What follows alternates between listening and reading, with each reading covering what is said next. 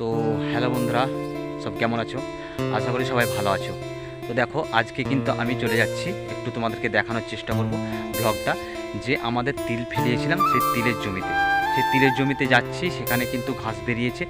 তো দেখো, আমি আজকে বিকালে যাচ্ছি এই কারণ দুপুরে গেছিলাম, বলতে দুপুরে বাড়ি এসেছি।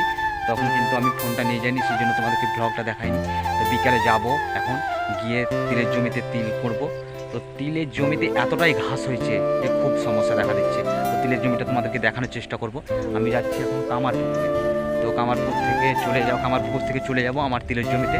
তো দেখানোর চেষ্টা করব সেই তিলের জমি, এবং যে তিলের যে পরিবেশ, আমাদের গ্রামের পরিবেশ, সেই গ্রামের যে জমি জামা, সে সবগুলোই তোমাদেরকে একটু করে দেখাবো। আমি কিন্তু বেশি তিল চাষ করিনি এবার, ওই মোটামুটি 7 কাঠা মতো চাষ করেছি, আর ধান আছে। তো আমাদের দিকে যারা মিনিকেট চাষ করেছে একটু দেখানোর চেষ্টা করছি। এই দেখো, এই মিনিকেট ধানগুলো কিন্তু ছোটো গাছে ফুলিয়ে গেছে। তো এই বছরে কিন্তু খুব সমস্যা এই ধান চাষে। তো সেটা কোনো ব্যাপার নয় যদি ভালো ধান হয়, কিন্তু এই বছর ব্যাপার বলতে ওইটাই সমস্যা। তারপরে আবার তো ধরো আবহাওয়া খারাপের ব্যাপার আছে। আবহাওয়া খারাপ বলতে মেঘের বৃষ্টি এবং শিলাবৃষ্টি যদি হয় তাহলে তো আরোই 12টা বেজে গেল। তো এবছর যেহেতু ছোটোতে ধান ফুলিয়ে গেছে, সেই জন্য ধানটার তো অনেক রকম ক্ষতি হচ্ছে। তো যেখানে যাচ্ছি, মানে মেন কথা তিলের জমি, সেই তিলের জমিটা দেখানোর চেষ্টা করব। তো দেখো একটুখানি আমার এই ছোট্ট মিনি ব্লগটা, ওকে? তো দেখতে থাকো পুরো ভিডিওটা।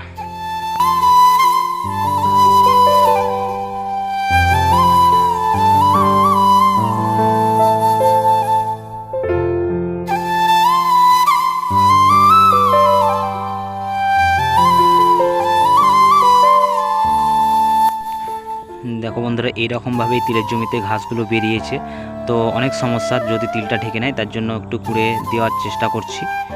তো দেখো, পাশের জমি, এই যে পাশের জমিটাই কিন্তু অন্যজনদের তিল, তাই তারা খোঁড়াখুড়ির কাজ করছে। আমিও তার পাশের জমিটাই বসে একটু খোঁড়ার চেষ্টা করছি ওদের সঙ্গে সঙ্গে। তো আমার অতটা ঘাস নেই, ওদের আরও ঘাস হয়েছে। তো দেখতে থাকো আমার ভিডিওটা। দেখো, আমি এখন তিল কুড়ছি। এই যে এই দিকটায় দেখো, এই দিকটায় কিন্তু এইরকম ধরনের ঘাস হয়েছে। তো এই ঘাসগুলোকে কুড়ে ফেলতে হচ্ছে, কারণ এই ঘাসগুলো যদি বড় হয়ে যায় তাহলে তিলটা ঢেকে নেবে, সেই জন্য তিলটা বেরোবে না। তো আমরা 7 কাঠা চাষ করেছিলাম। তো এখানে দেখো, তিলের গাছগুলো কিন্তু একটু হালকা বড় হয়ে গেছে।